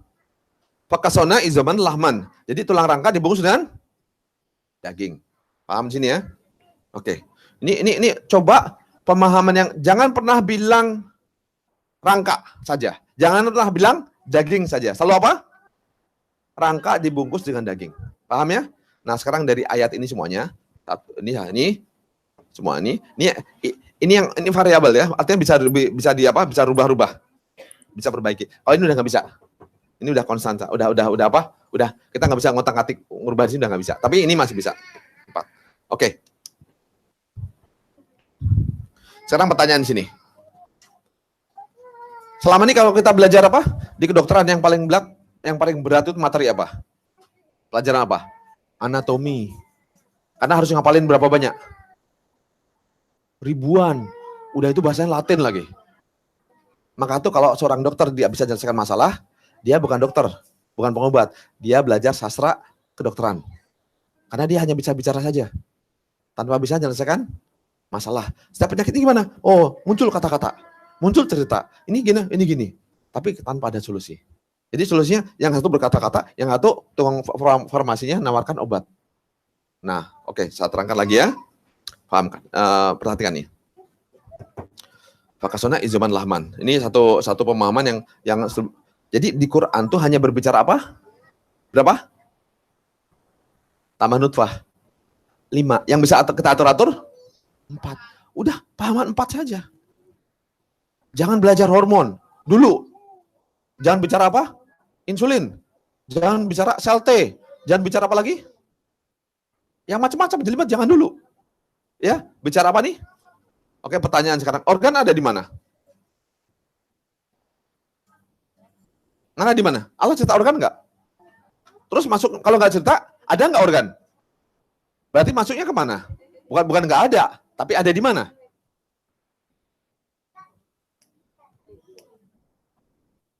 Ada di mana? Mudghah itu apa? Mudghah? Pemahaman mudghah harus pernah dibereskan ya, bukan segumpal daging. Mudghah itu apa? Ini kalau ayam, telur ayam di rami itu yang ada itu dulu. Ya. Nah, itu pemahaman yang salah itu nanti akan bumerang untuk kita. Jadi, ini paham ya. Mudghah itu apa? Nanti ke depan ya kayak pembuluh darah, hanya ada kumpulan pembuluh darah yang sifatnya apa? Kayak mompa. Jadi belum jantung sempurna, hanya apa? Baru itu saja ya. Oke. Jadi kira-kira organ masuk.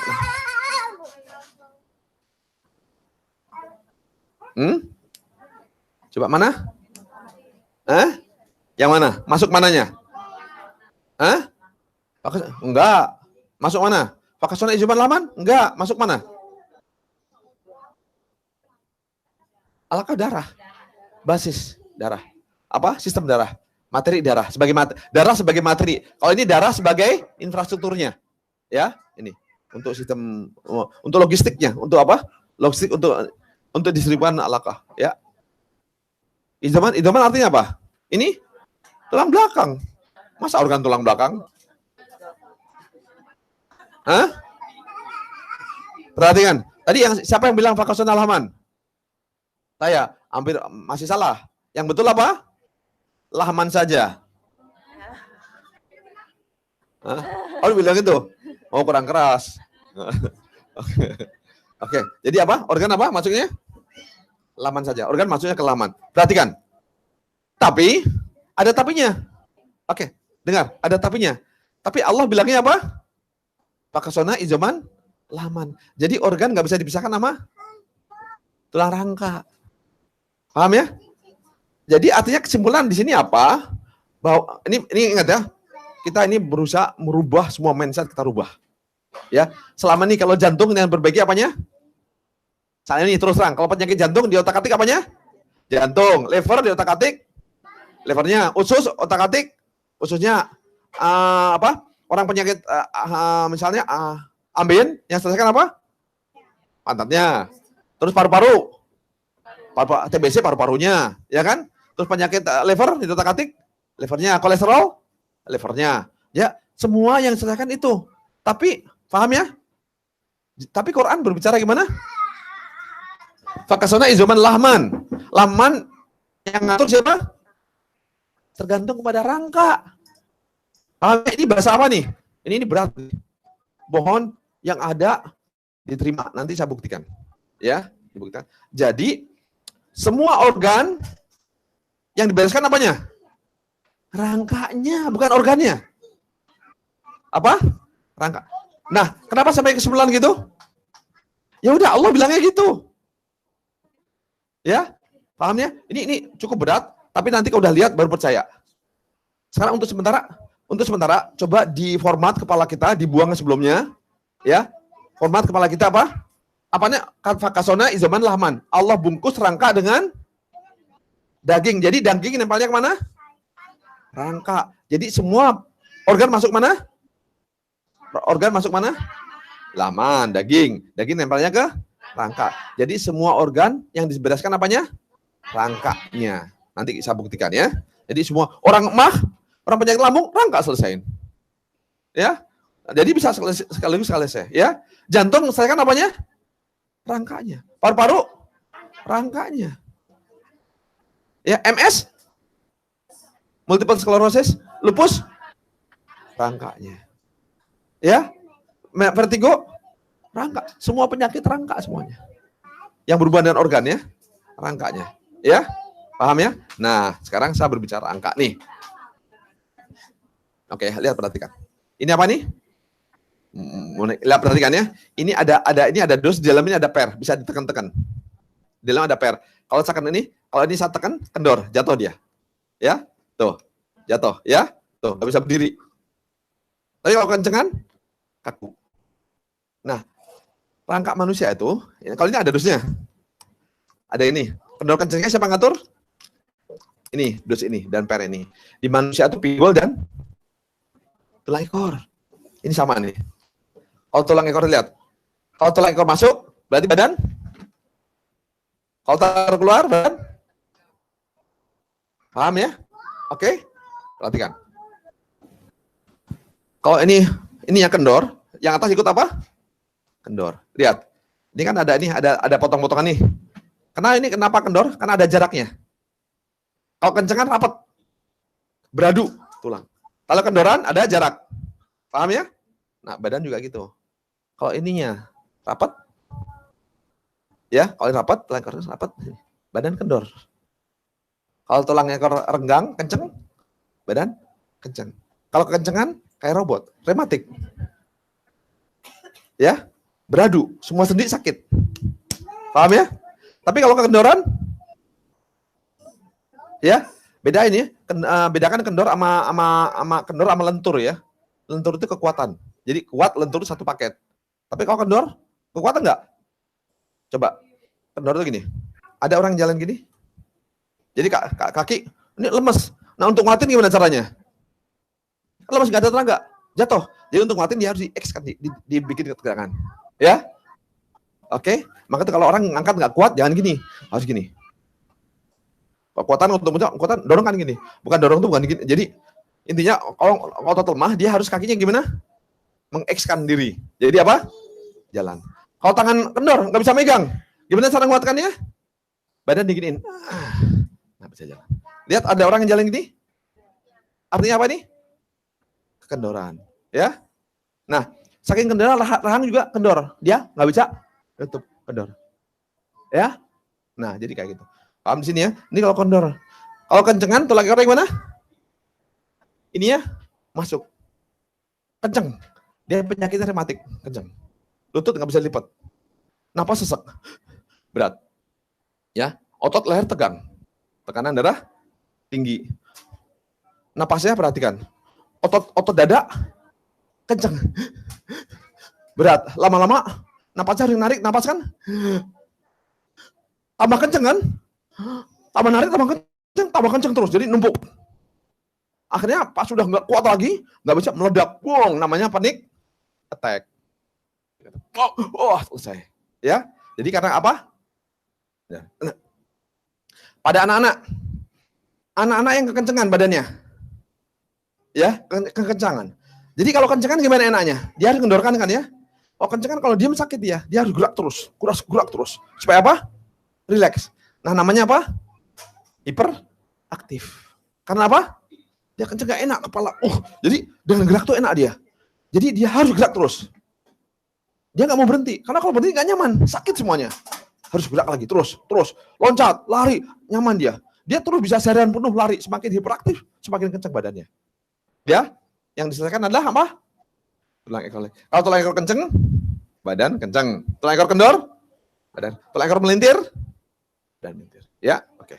Paham ya tulang ini ya, sini. Sakrum di tulang ekor. Ya, oke. Paham di sini bisa dipahami? Nah, perhatikan lagi. Jadi paham ya, semua organ yang diselesaikan apanya? Rangkanya. Oke. Nah, nanti terus sekarang saya ingin ini lagi. Kalau kendor tadi paham ya. Nah, orang yang kendor. Jadi kalau orang yang kekendoran, semakin lama kalau tidak diselesaikan, kalau orang kendor, kalau ini yang selesaikan mana? Ini kendor kenceng karena yang variabelnya mana nih? Ini, saya mainkan ini. Ya, kalau nggak dimainkan, ya tetap. Jadi ini fungsi ini, ya. Nah begitu juga manusia. Dari apa? Kalau ada anak yang kendor nggak dibetulkan, semakin kendor. Terus semakin lama ada tenaga nggak? Terus semakin lama semakin jatuh. Terus pakai. Jadi kalau anak jalan gini, jalan sampai sana berat nggak? Untuk jalan dia harus kencengkan dulu. Ya, capek nggak? Kuat nggak 5 meter? Nggak kuat. Lama-lama, udah capek orang tuh nggak sabar pakai kursi roda aja. Nah lama duduk lama nggak kuat juga. Lama-lama jadi apa? Baring, udah lumpuh total. Nah sekarang orang yang kendoran, perhatikan ya, di kedokteran barat nggak ada ilmu kendor kenceng tuh nggak ada. Kendor kenceng hanya ada di ilmu apa? Kedokteran Islam. Kendor dan kenceng. Fakasona izoman laman. Jadi kalau orang kendor, semuanya kendor.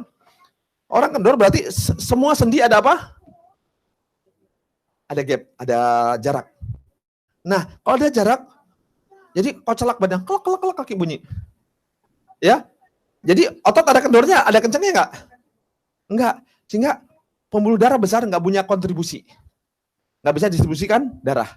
Jadi yang kerja banyak siapa? Jantung berat. Maka tuh kebanyakan anak-anak yang kendor, ya itu jantung tuh bisa bengkak. Anak-anak gini, jantungnya bengkak. Karena untuk memompa, otot tidak memberikan kontribusi. Jadi jantung yang memompa apa? Lebih berat. Nah kedua pembuluh darah kendor semuanya. Nah akhirnya semua ada cairan semuanya. Di sela-sela ada cairan. Nah sakit. Nah karena sakitnya semua seluruh tubuh, mereka nyebutnya di Eropa fibromyalgi. Sakitnya seluruh sendi karena kendor. Ada ruangan, ada cairan di semua sendi. Nanti kalau ngelihat dari sisi otot, oh ini lupus otot, penyakit otot yang lama-lama jadi lumpuh. Nah karena badan lemah, perhatikan ya. Badan lemah, darah nggak ngalir, semua serba lemah, organ lemah, ya lemah semuanya. Akhirnya tubuh berusaha menyelesaikan untuk bisa survive, untuk nolong bisa tubuh supaya nggak semakin down. Tubuh berusaha maksimal, dia mengeluarkan imun yang tinggi untuk menyelesaikan masalah. Jadi imunnya gimana? Naik. Imun naik, kendor dulu atau imun naik dulu? Kendor dulu, imun naik, jadi naik, ya naik. Pas dilihat, oh imunitas tinggi banget. Kalau lihat ke sisi itu ke dokter berat, ini penyebabnya. Imunitas ketinggian, menghancurkan tubuhnya sendiri, autoimun. Paham? Kisah ceritanya? Kenapa jadi? Kalau iya, ini hasilnya lihat. Autoimunnya tinggi sekali. Ini nih penyebabnya. Ya, nggak kayak gitu, ya. Mana duluan? Imun tinggi dulu atau lemah dulu? Lemah dulu. Jadi apakah autoimun penyebab? Tidak, dia berusaha menyelesaikan. Tapi karena yang punya tubuh nggak tahu caranya, ngencangkan, jadi semakin lama semakin kendor. Terus lumpuh. Nah, kalau dilihat dari otot namanya penyakit otot. Kalau dilihat dari imun namanya autoimun. Kalau dilihat dari derajat kesakitannya namanya apa? Fibromyalgi. Terus dilihat saja tergantung lihat dari sisi apa? Orang menemukan. Ini penemunya ini. Solusi ada yang menemukan nggak? Nggak ada, ngapain dikasih nama? Ya. Nah, untuk anak-anak yang kendor, solusinya diapakan? Diperkuat. Rangkanya lagi kembali betulkan, ya. Rangka betul, rangkanya. Emang betul. Nggak ada yang nyalain kan? Jadi apa yang betul kan? Rangkanya betul. Jadi tulang belakang diperbaiki semuanya sehingga kalau pas udah ada ketegangan, nah baru dia jalan. Maka itu kalau ada orang yang yang pakai apa namanya? Maaf, yang apa nih? Yang bisa jalan tuh? Apa di sini bahasanya? Rollator ya? Rollator namanya. Nah, kalau pakai rollator dipegang, nanti kan jalan gini nih. Nah, kalau udah dikencengin, dia bisa jalan gini. Walaupun masih kelihatan lemah, tapi tanpa pegangan bisa jalan apa? Udah tambah kencengnya. Yang dibereskan apanya? Pinggul dan tulang ekor. Distabilkan, ditambah tegangan, dikencengkan, udah yang lain ada kenceng. Ya? Oke, paham ya? Oke, nah orang kalau kekencengan sama. Ini kekencengan, lutut tuh saking kencengnya dilipat sakit. Maka tuh ciri-ciri orang orang kencengan di lutut bawah ini suka kering, suka ada eksim. Kenceng sekali ototnya tuh. Sehingga kalau pas dilipat tuh nggak bisa sakit kekencengan. Kalau sakit saking kencengnya, ini kenceng di sini. Kalau kali prostat. Kencingnya susah. Kalau kekendoran kan ngompol. Orang kendor tuh nggak bisa nahan. Kendor kan inkontinensi. Tapi kalau kencengan, keluarnya susah. Orang prostat tuh kencingnya susah sekali. Kadang-kadang untuk keluar tuh perlu 5 menit baru bisa keluar. Sakit luar biasa untuk prostat. Nah perhatikan. Ini penyakit apa? Penyakit kenceng ya. Maaf, kendor dulu. Kalau kendor, perhatikan. Kalau kendor semuanya kan ya. Nah, karena ini kendor, semua kendor. Rahim juga kendor. Jadi rahim juga dingin. Nah, kalau melahirkan, dia keguguran lagi. Susah jadinya. Karena apa? Dingin. Kendor, yang lain kendor. Terus kalau anak-anak kecil, kalau makan kendor, lembab kan, dingin. Dia akan alergi sesuatu yang dingin dan lembab. Susu, laktose, dia akan alergi itu. Jadi kalau alergi susu artinya apa? Kendor. Paham ya? Terus akan kendor. Terus nanti juga sama. Dia untuk napas itu berat. Orang yang kendor, itu untuk melakukan sesuatu yang sederhana. Contoh, kalau saya mau jalan dari sini, mau loncat, ya udah selesai kan? Orang kendor untuk bisa jalan tuh dia ngencengin dulu ya. Capek nggak? Capek. Dia mau untuk jalan tuh harus ngencengkan dulu. Habis nggak energinya? Habis. Kenceng baru bisa ngelangkah. Nah itu derajat tingginya. Kalau derajat rendahnya, tanpa sadar orang untuk melangkah tuh kencengin dulu baru jalan. Nah itu derajat ekstrimnya supaya gampang gambarkan ya. Nah derajatnya ada yang 10, terus ke bawah sampai sedikit ya. Jadi orang cepat capek lihat kekendoran kebanyakan. Terutama ibu-ibu kasusnya kebanyakan karena ibu-ibu strukturnya kendor pada prinsipnya, tapi ototnya nggak berkembang, lemah, nah itu kendornya cepat. Maka ibu lebih banyak penyakitnya daripada bapak-bapak. Ya, tapi kalau bapak kebanyakan nanti kalau bapak kena bisa udah tua bapak-bapak. Ya, kalau ibu dari lebih awal. Kenapa? Prinsipnya kendor, ototnya nggak ada. Ya, jadi maka ibu yang penyakit tadi cepat capek. Ya, nah paham di sini ya? Kalau kendor, semua kendor, semua kendor. Nah, oke. Orang yang kendor, biasa getah bening juga nggak ngalir. Tapi namanya lipoma. Kalau kendor, lipom. Ya, jadi gumpal karena kekendoran, kekurangan tegangan. Dia lipom muncul di mana-mana. Getah bening nggak ngalir. Karena yang untuk ngalir itu harus apa? Harus ada kendor, harus ada kenceng. Kendor, kenceng ngalir dia. Tapi kalau kekendoran, gumpal sini. Dioperasi, muncul sini. Operasi, muncul sini. Terus, dia akan muncul di tempat yang kendor saja. Yang ada tekanan tenaga, otot, dia nggak berkembang. Paham ya? Lipom. Terus dia otomatis lemah pencernaan. Ya, pencernaan lemah, makan langsung keluar, diare. Ya, karena lemah sekali. Makan nggak bisa kurus-kurus, nggak bisa gemuk-gemuk. Kenapa pencernaan lemah? Paru-paru lemah, semua lemah semuanya. Jadi orang kendor semakin lemah, semakin kendor semakin melemah. Nah, namanya bisa macam-macam. Paham di sini ya? Dalam Islam namanya apa? Kendor. Maka itu nanti saya kalau ngeliat nangani penyakit, saya nggak berdasarkan nama. Oh, kendor ya udah kencengin. Kencing, kayak kalau kencang, kendorkan. Oke. Nah, sekarang berbicara masalah kekencengan. Kalau kencengan apa? Kencengan? Ini cirinya kalau duduk, ininya masuk sekali. Nah, kenceng. Kenceng itu artinya ini kenceng sekali. Kaku, kenceng. Kalau ini kenceng, sampai ujung jari juga kenceng. Sampai leher kenceng. Sampai ujung kaki kenceng. Semua lutut kenceng, semua kenceng semua. Tulang dan tulang beradu. Ya. Nah, nanti lama-lama terjadi peradangan. Biasa namanya apa kalau semua meradang tulang ini namanya? Rematik. Nah, ini namanya rheumatoid arthritis. Namanya lupus lagi. Penyakit tulang, karena tulang hancur semuanya. Beradu terlalu kuat. Ya, nanti lupus. Kalau lihat dari sisi ini, nggak bisa ngerem, namanya lupus. Karena sakit loh, imunitas tinggi, namanya lupus lagi. Tapi lupus yang berbeda ya. Terus anak yang kekencengan, ini kenceng, anak yang kenceng, dia jadi kering. Kering, dia akan alergi yang kering-kering. Contoh apa? Biji-bijian. Kacang. Jadi alergi. Karena kekencengan. Ya. Terus, kalau kekencengan, lutut tuh nggak bisa lipat nanti. Maka tuh lihat orang-orang yang nggak bisa ngelipat, nggak bisa sujud gini, itu kalau dilipat gini sakit, itu kekencengan. Ya, bedain kalau kendoran ya, sama kendoran ya, beradu. Tulang dan ini nyebutnya nanti rematik, tulang hancur. Ya, tapi kalau kekendoran, tulang nggak mungkin hancur.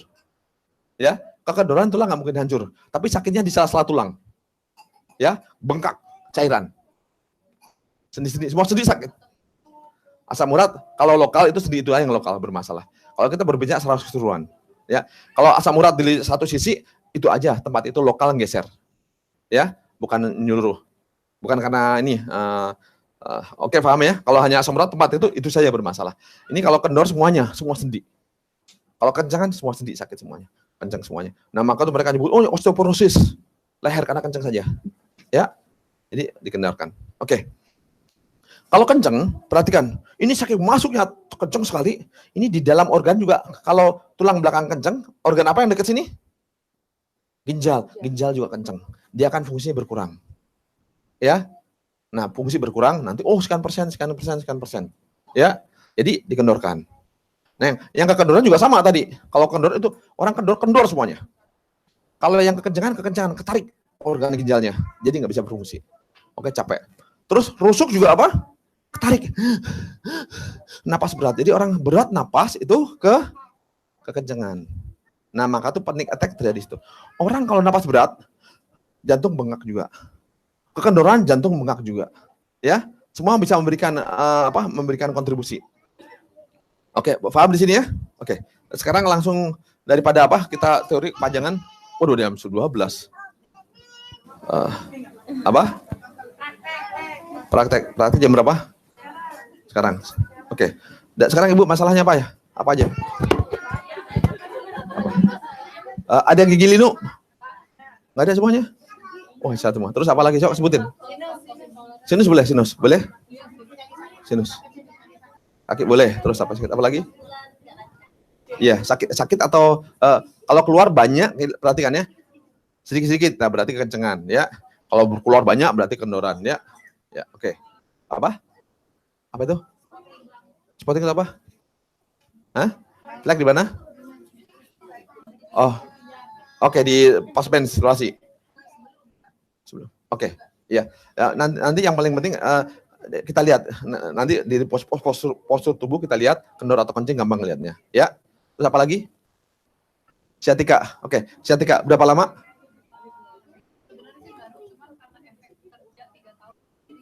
Oke.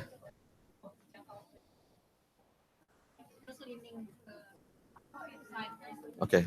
Nah, perhatikannya sciatica di sciatica tuh banyak di Wesal kemarin banyak sciatica. Ada yang sudah berapa tahun? 15 tahun. Ada yang 5 tahun. Sakit. Dengar.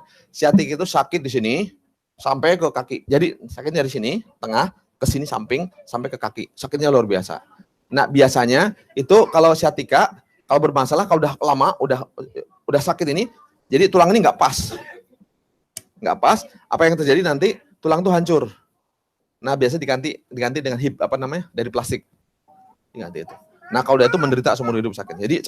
Jadi dari penderitaan satu ke penderitaan lain, sciatica. Sciatica biasanya di Eropa tuh nggak ada solusinya. Solusi mereka tuh nunggu sampai hancur baru dikasih plastik. Paham ya sciatica ya? Dengar. Ya. Berarti mengerikan nggak sciatica? Berbahaya nggak? Yang berbahaya itu apanya? Penyakitnya atau kebodohannya? Kebodohannya, bukan penyakitnya. Nanti, sekarang saya ambil contoh. Sciatica kalau saya selesaikan dalam waktu beberapa detik, percaya nggak? Percaya nggak sciatica selesaikan berapa detik? Ya, paham ya? Sciatica di barat itu penyakit yang tidak bisa disembuhkan karena tidak ada definisinya. Ya, karena mereka nggak ngerti, semua memberikan definisi. Coba cek di Google sciatica. Semua yang muncul teori semuanya. Tapi solusinya nggak ada. Nanti saya tunjukkan, sciatica langsung selesaikan dalam ukuran maksimal 1 menit, sciatica itu langsung apa? Normal lagi. Ya. Nah, jadi nanti bisa terapkan. Sciatica, siapa yang sciatica lagi? Apa? Oke, saya terangkan autisnya sedikit. Autis. Dengar, ini mumpung sekarang sebelum teori, saya terangkan teori autisme. Apa itu autis? Nah, sekarang saya kasih gambaran supaya gampang mikirnya ya. Dengar, ini penting, perhatian semuanya, biar tahu autis itu apa. Ya, Ibu pernah pusing migrain, sakit kepala? Sakit kepalanya luar biasa. Bisa mikir yang lain? Ya, bisa masak? Bisa empati yang lain? Bisa baca buku? Bisa belajar? Nggak bisa apa-apa. Yang dipikirin apa? Sakitnya dia. Dia jadi menjadi egosentris. Paham ya? Kalau sakit gigi bisa mikir yang lain? Nggak bisa empati kan ya? Yang dipikirin siapa? Diri sendiri. Nah, kalau ada anak baru lahir, dia punya migrain yang nggak bisa selesaikan, punya sakit kepala yang luar biasa, dia nggak mungkin empati ke yang lain. Paham ya? Dan itu dari awal sampai akhir terus berkelanjutan. Dan orang tuanya nggak tahu. Ya, karena anak-anak nggak cerita. Dia nggak ada memori sehat. Dari lahir sampai itu dia nggak bisa mikir. Lihat matanya kan, nggak bisa. Jadi bisa nggak konsentrasi? Oh, Ibu kalau migrain luar biasa, bisa nggak konsentrasi? Bisa nggak menganalisa? Sekeliling bisa belajar nggak? Nggak bisa. Nah, anak tumbuh kayak gitu dari awal sampai akhir kayak gitu, dia nggak bisa apa-apa. Dia hanya mikir diri sendiri. Pas waktu lapar, nangis, dingin, pokoknya sendiri aja untuk dia. Apa yang dia suka, dia mikirkan itu. Kita kalau migrain yang kepikirkan ya kebutuhan kita aja kan, ingin BAB, itu masih bisa mikir. Ya, lapar, masih bisa mau kan ya. Tapi yang lain-lain, empati ke yang lain, nggak ada. Nah, pas kasus itu, kalau kita masih ada memori empati. Kalau anak nggak bisa dari kecil sampai besar. Kalau itu tidak selesaikan, dia kemampuan belajar tidak ada. Akan 0. Paham logikanya? Oke. Yang selesaikan apanya? Apanya? Migrainnya, pusingnya, ketegangannya, kekendorannya. Dari situ, ya. Tulang ekor lagi kembali, ya. Oke. Jadi masalah, saya gambaran, paham ya? Kenapa anak kok nggak bisa belajar lingkungan, hanya belajar sendiri? Karena memang bayangkan aja, orang tua aja kalau pusing juga nggak bisa mikir yang lain kan? Jadi orang tua kalau pusing jadi autis, hilang empati, mikir sendiri, makan hanya mikir diri sendiri aja. Paham di situ ya? Nah, ini terjadi pada anak. Begitu. Oke, sekarang terjadi polio. Apa itu polio?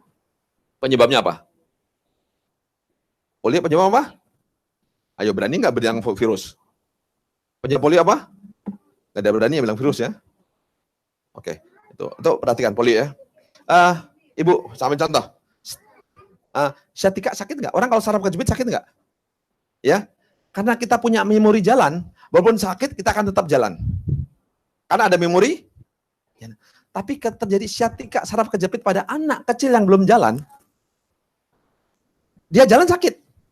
Dia mau nggak belajar jalan? Dia jalan pakai kaki apa? Lama-lama berkembang nih? Mengecil.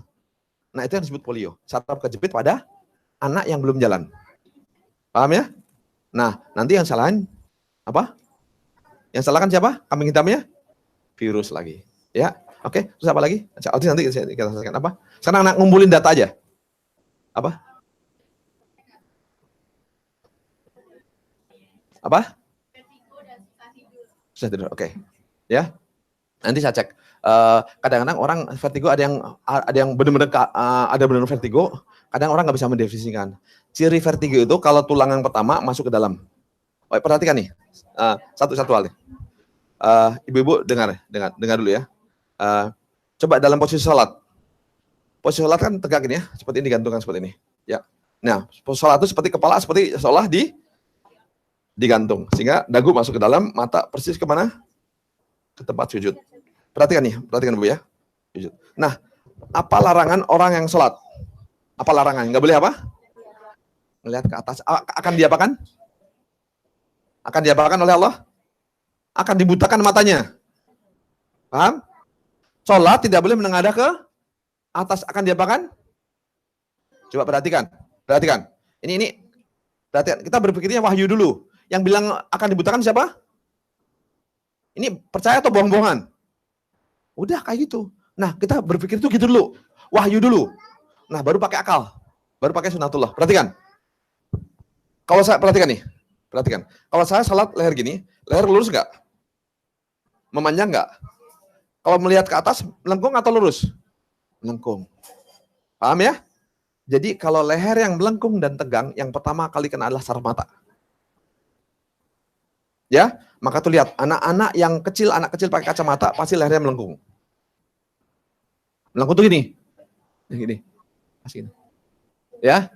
Nah, yang kena pertama kali apa? Saraf mata. Nah, otomatis kalau itu nanti kalau saraf yang atasnya kena, yang atlas, yang paling atas, nah itu nanti kena vertigo. Tapi kalau saraf mata kena, nanti di situ, maka tuh lihat vertigo tuh kalau kena cahaya, pupil nggak bisa buka, nggak bisa nutup. Jadi kena cahaya apa? Silau, pusing. Nah, masuk vertigo ke mata. Terus nanti ngerembet ke yang lain. Nanti ke saraf yang lain. Saraf hidung, mapet. Terus saraf gigi, linu. Terus merembet. Awalnya kemana? Mata. Jadi sumber penyakit leher apa? Leher yang melengkung. Leher melengkung. Penyakit leher adalah penyakit yang leher melengkung. Pertama. Leher melengkung penyebabnya apa? Kenapa leher melengkung? Karena sakrumnya melengkung ke dalam. Solusinya diapain? Kembali lagi kepada tulang ekor lagi. Balik lagi. Semua sebutin apapun juga tulang ekor. Perhatikan. Tulang ekor disebutkan berapa kali dalam Quran? Beberapa kali, 5 kali, hampir. Walau ada yang pernah bilang 5 kali disebut dalam Quran. 5 tempat. Organ ada disebut nggak? Tulang ekor 5 kali. Artinya apa? Ya udah semua tulang ekor gitu aja. Paham di sini ya? Nanti manusia akan hancur kecuali apa? Tulang ekor dia akan nanti tumbuh kayak biji lagi. Paham ya? Jadi dalam pengobatan Islam tulang ekor menempati posisi paling penting. Orang kanker darah, orang lupus apapun juga pasti tulang ekor. Ya? Oke. Jadi lupus dibagi 2. Lupus yang kekencengan, lupus yang kekendoran. Udah gitu aja. Ya? Oke. Apa? Oke. Quran bercerita ada hormon nggak? Enggak. Hormon, nanti kalau hormon enggak, udah kita fokus rapikan rangka semuanya. Rangka rapikan organ beres, apalagi hanya hormon. Ya. Jadi yang kita lakukan tuh, kita berbicara 4 apa namanya? 4 variabel besar. Jadi kalau 4 variabel ini beres, yang kecil beres semuanya. Paham ya? Jadi jangan pernah ngotak-ngatik yang kecil-kecil, nggak akan hancur nanti. Ya, kalau ngebereskan tuh yang utama dulu. Utama selesaikan, yang kecil-kecil akan tuntas. Jangan mulai dari yang kecil-kecil, hancur nanti. Tambah ini. Jadi main tambah-tambah kurang, nggak akan selesai. Ya, oke, cepat. Oke. Ya. Ketarik, ototnya ketarik. Jadi gini. Jadi di sini telapak ini ya. Perhatikan. Lihat ini ya. Ini kan ada ini. Kalau tulang pinggulnya, jadi gini, perhatikan. Kalau orang tulangnya ekor masuk, mungkin nggak sholat gini. Nggak mungkin kan ya? Jadi dia harus gimana ya? Yang diangkat apa tulang ekornya atau pinggulnya? Pinggulnya harus diginiin. Ya, dia harus gini banget. Jadi kelihatan nonjol kan? Tulang duduk naik nggak nih? Naik kan ya? Ketarik nggak otot kaki? Ketarik. Jadi sakit nggak nih? Ketarik. Karena coba kalau dia gini, langsung nggak keselet-selet, nyaman dia. Tapi nggak nyaman di sini. Ya, milih mana? Mau keselet-selet? Kalau gini keselet-selet, kalau gini enggak. Jadi milihnya mana? Hah? Mana ada sholat gini nggak enak, capek sini. Hah? Nah, penyebabnya apa? Kenapa dia gini? Karena tulang ekornya gini. Jadi diapain tulang ekornya? Dikatasin. Udah? Udah kan ya? Ya, nanti tinggal praktek aja nanti ya. Ya. Udah paham ya? Jadi solusinya sederhana. Yang keselet-selet, yang diselesaikan apanya? Yang diselesaikan apanya? Tulang ekornya. Tulang ekor lagi, ya. Ya udah tinggal orang bawa ke sini selesaikan, gampang kan? Ya. Jadi kalau sakit kan nggak bisa dengan telepon, ya? Ya selesaikan. Mobil saya mogok nih, bisa nggak lewat telepon? Ya, paham ya? Oke, apalagi pertanyaan? Apa? Apa?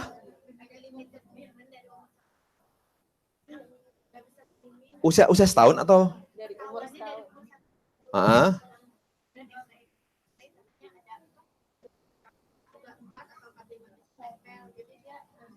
Oke, pertanyaan. Udah pada pinter sekarang. Tulang 45-nya nempel. Berarti yang kenceng apanya? Kenceng. Yang kenceng apanya? Lehernya kenceng. Penyebabnya dari mana? Tulang ekornya kenceng, ketarik. Jadi gini. Jadi tulang ekornya kenceng. Kalau dia geser melintir. Ya, lihat tulang belakang kenceng. Bisa nggak nengok? Yang selesaikan apanya? Kendorin. Kendor? Bisa lagi. Ya. Paham ya? Jadi kalau nariknya ke sini kenceng, dia kenceng. Paham nih ya? Lihat. Dia kendori mananya? Tulang ekor lagi. Jelas ya? Bolak-balik kemana? Karena 5 kali nyebutin nih. Organ nggak sama sekali. Ya? Oke? Nggak nyebut. Apa lagi?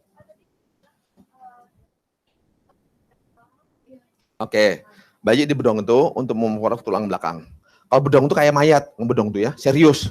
Jangan kendor. Ya? Jadi kalau di bedong bisa jalan nggak? Pocong masih bisa. Canda ya. Tetap aja bisa jalan kan. Kan pocong kan di bedong kan. Tetap aja masih jalan kan. Nggak canda aja. Jadi bayi masih tetap bisa jalan ya. Yang kuat itu tulang belakangnya ya. Apa? Kalau orang zaman dulu sih sampai 2 tahun. Yang tenang kalau bapak-bapak nggak usah bapak ya. Anak bayi ya. Nah biar kotanya ya.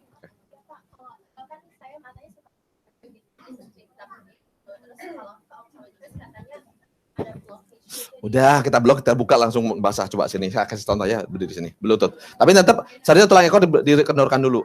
Udah saya kasih contoh satu aja dulu ya. Kasih contoh satu biar berarti yang berdasarkan silakan apa dulu? Tulang ekornya dulu. Coba duduk kaki selonjor. Nah, ini pelajar biar langsung kaki selonjor dulu. Selonjor ya. Kalau nanti dia cerita kata dokter macam-macam repot. Duduk kaki selonjor ya. Saya ngecek tulang ekornya. Duduk biasa, santai. Lihat asli. Jangan dibuat-buat. Jangan ditegak-tegakkan. Asli, gantung. Nah, kan asli jadi. Nah, ini nonjol. Nah, ini sakit nggak sini? Sakit ya? Oke. Ini nonjol. Nah, sekarang saya ngendolkan. Ini kan mata kering. Kalau mata penyebabnya dari leher. Leher dari tulang ekor. Oke. Ya, sekarang coba duduk ini. Ini saya hanya ngasih contoh mata aja ya. Coba gini. Ya, gini bisa. Ya, ada yang bisa megang kakinya? Pegang kakinya.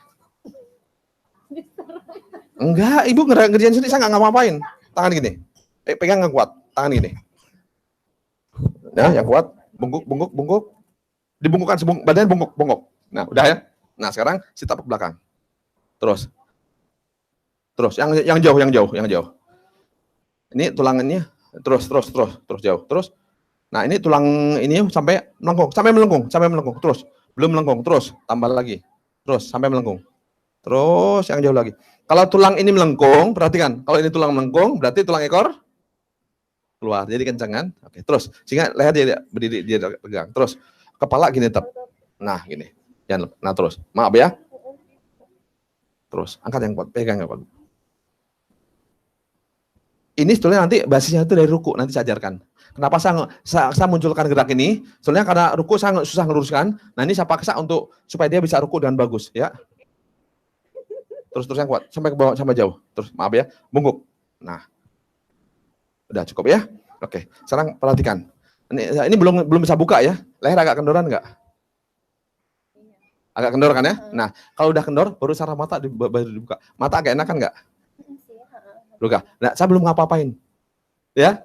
Kan yang megang hanya ibu, Bu, nangani. Mata udah agak enakan, agak basahan. Nah, sekarang saya buka lebih maksimal. Soalnya nggak usah dibuka juga nggak apa-apa. Asal dia ngerjain yang banyak aja. Langsung mata kering selesai. Coba sekarang.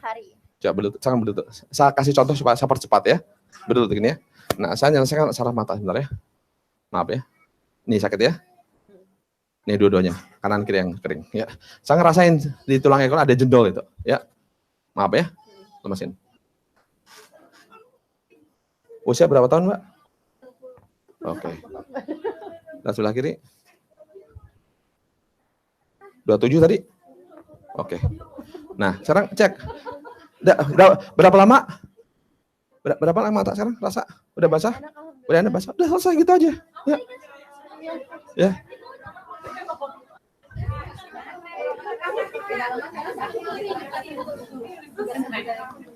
Ya. Coba sekarang, coba cerita kalau kasus apa misalnya? Sekarang gimana rasanya? Udah lega ya? Ya. Yang itu setiap hari aja, ya. Perhatikan ya. Setelah gerakan tadi itu, contoh misalnya, coba ibu ruku. Maaf ya, maaf. Coba ruku ya. Nah, ruku itu, nah ini ruku salah kan? Ya, coba lihat, berdiri itu dagu gini. Jadi maka dasar sholat itu berdiri yang benar dulu. Kepala kayak digantung.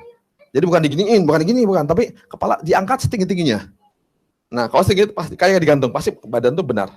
Maaf Bu ya, saya cek. Ini sholat saya angkat, ikuti angkat. Dagu pasti masuk. Bukan itu, dagu yang naik. Ini yang naik. Ini yang saya. Nah, kan gitu kan ya? Nah, kalau ini kendor otomatis. Nah, ruku posisi juga kayak gini. Coba ruku pelan-pelan. Nah, kepala kayak tadi, saya angkat tarik. Nah, dagunya masuk ke dalam. Nah, ini kan. Nah, ini masukkan. Nah, hanya ngajari orang kayak gini susah. Ya. Nah, maka tuh tadi ini masukkan. Caranya adalah masukkan ini. Sehingga ini cirinya kalau air dituangkan, dia akan water pass. Dia diem. Maka tuh lumbar harus masuk. Untuk melatih ini kan susah, lama. Maka tuh saya bikin metode supaya dia masukin ini. Supaya rukunya bagus. Kalau rukunya bagus, kepala tuh panjang. Pegang, kendor, tulang ekor panjang semuanya, dan kendor semuanya. Paham ya? Nah, sekarang paham? Jadi gerakan tadi itu sebagai pengganti untuk, cukup. Untuk pengganti untuk kayak ruku. Saya paksa ruku supaya ditarik lurus. Ya, langsung enak kan ya? Lega. Contoh kayak gitu. Ya, yang sinus siapa? Kok malah jadi contoh? Ya, sinus. Oke. Sinus. Berarti ada berapa orang sinus? Hah? Sinus semuanya? Hah? Hidung mapat? Hidung mapat. Sekarang mapat enggak? Enggak. Yang lagi mapat maju ke depan. Berapa orang? Orang? Oke. Ya, sok. Nah, sekarang kita masalah aja, biar tahu caranya ya. Nanti semua ngerjain masing-masing sendiri. Begitu cara. Enggak duduk aja, tinggal ada yang megang, gitu aja. Enggak apa-apa. Ya. Usia berapa tahun? 3. Oh ya, mudah-mudahan nanti saya ajari ya. Sok. Ya boleh. Ya, sok duduk. Kayak ibu tadi sholat tadi. Gantian ya, contoh kayak tadi ya. Ya, saya cek semuanya. Tipenya betul enggak? Coba duduk kayak tadi, duduk kayak sholat tadi. Duduk kakinya, nah biasa ya. Saya ngecek apa? Tulang belakang. Santai asli ya. Maaf, kakinya selonjor dulu. Kaki selonjor. Untuk ngecek tulang belakang, perhatikan. Enggak apa-apa. Enggak apa-apa. Nanti metode sama ya. Enggak apa-apa. Ini contoh aja ya. Nah, perhatikan ya. Nah, jadi duduknya kayak gini, saya ngecek tulang belakangnya, nonjol enggaknya ya. Maaf Bu ya. Ini masuk. Nah, ini saya kasih contoh Ibu ini untuk ilmu ya, nggak apa-apa, nggak di film kan? Ya. Saya kasih contoh ya. Ibu boleh belajar. Nah, ini tulang rongganya bisa ngadap ke belakang, bisa biar yang lain pada lihat. Saya kasih contoh nanti kalau ada kasus gitu, itu kasusnya apa ya? Jaket bisa dibuka, saya lihat ya. Saya kasih contoh ya. Nah, saya kasih contoh nih ya. Perhatikan ya. Nih, ada berapa contoh nih ya. Saya ngecek dari tulang. Jadi yang dicek itu tulang ini dulu. Ya, duduknya asli. Ya, ini kan. Nah, sini. Nah, maaf Bu ya. Nah, ini lihat, ini masuk ke dalam. Dekok. Coba pegang. Kalau yang mau, kalau pegang boleh. Silakan, ini dekok.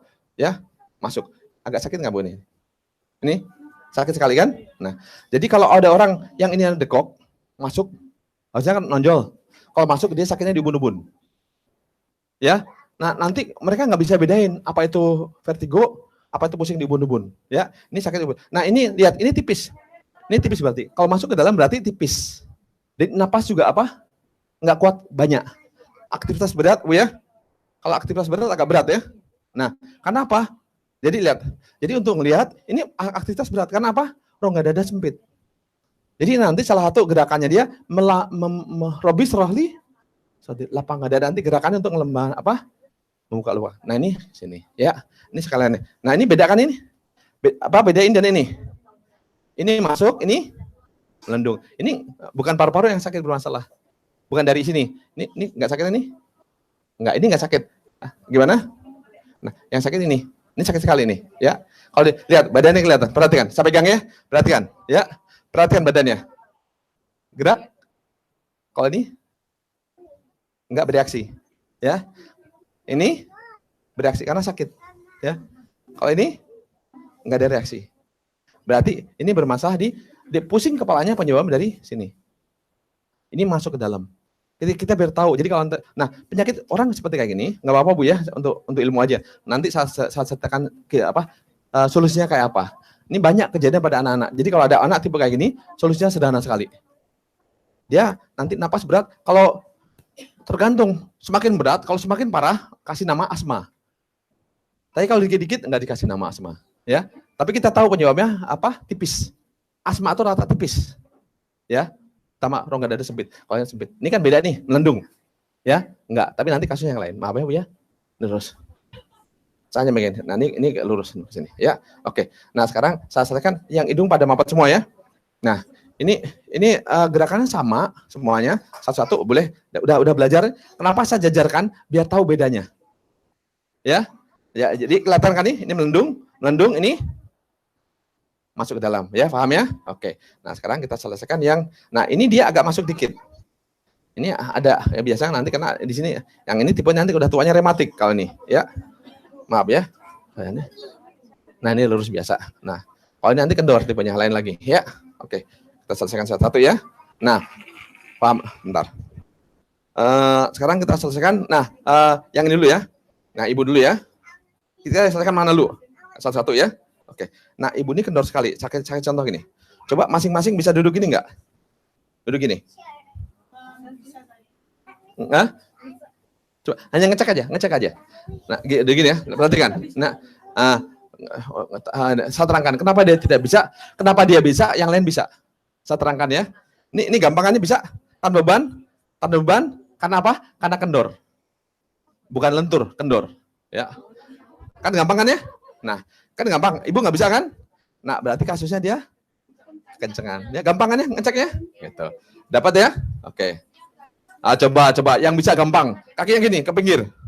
Jari-jari ke depan. Siapa yang gampang? Ya, siapa yang susah? Susah. Oke, ya. Oke. Udah paham ya? Jadi yang gampang artinya kendor. Paham ya? Yang bisa bukan lentur. Orang bisa gini. Nah, udah deh, Bu jangan dipaksa, Bu. Jangan dipaksa. Oke. Ini biar kenapa saya bikin 3 itu biar apa? Biar ada perbandingan. Kan kalau enggak, nah udah paham ya? Berarti ini. Nah sekarang ini kendor. Nah sekarang untuk ngeceknya lagi, ngelihatnya kendor enggaknya. Orang kena kendor sekali, udah kayak gini. Coba berbaring bisa enggak? Enggak, cek dulu. Siapa yang bisa? Coba berbaring. Enggak, baring aja. Pelan-pelan. Nah. Ini lihat, baring, coba. Coba lihat. Udah cukup. Maaf, cukup. Cukup perhatikan. Dia mudah nggak? Dia kendor ekstrim. Ya, oke. Ya, kalau ini apa nih? Enggak. Ini sedang. Masih ada tegangan. Kendor tapi ada tegangan, enggak maksimal. Jadi urutannya kalau di kejuaraan nomor 1, nomor 2, nomor 3. Paham ya? Mudah ya? Oke. Jadi penyakit yang paling nanti nanti kita tahu penyakit dia nanti kalau semakin parah, ya kendor, nanti sakit kendor itu sendi sakit semua, ada cairan semuanya. Nah, napas susah, semua susah. Jadi nanti muncul semuanya penyakitnya. Jadi penyakitnya penyakit kendor semuanya. Nah, kalau autoimun yang kekendoran, ya. Kalau ibu autoimun yang paham ya? Udah jelas bedanya? Nah, coba perhatikan ya. Coba maaf ini untuk ilmu, ini kan nggak di ini saya sambil ngajar supaya kita paham ya. Coba ibu baring tadi kayak tadi.